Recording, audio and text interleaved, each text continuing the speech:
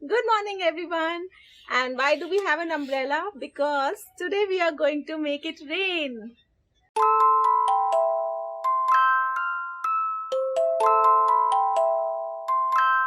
So the last time when we did the states of matter experiment, Kabir asked me a very intelligent question after that what happens once water becomes vapor? So I decided to do a series of experiments to show the entire water cycle to him, and today we will be doing the second experiment. That is, once the water vapor rises up in the air, it forms clouds and then it rains. So let's get started with the experiment. Okay, so I tried to do the experiment with Kabir and this is how it went.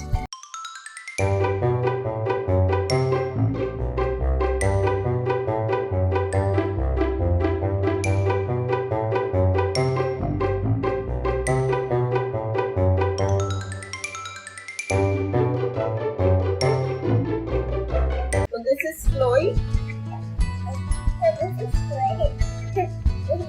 So you have to fill the glass around 3/4 cup water, and then you can use a shaving foam or shower mousse to make clouds.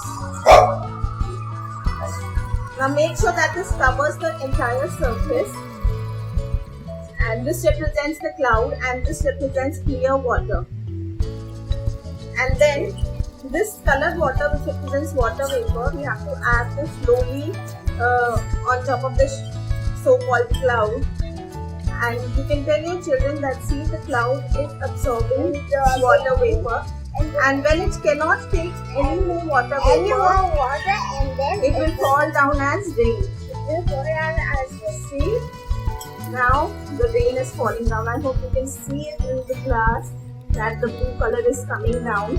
It represents the rain. So when the cloud was saturated and it could not hold any more water, the rain has started coming down.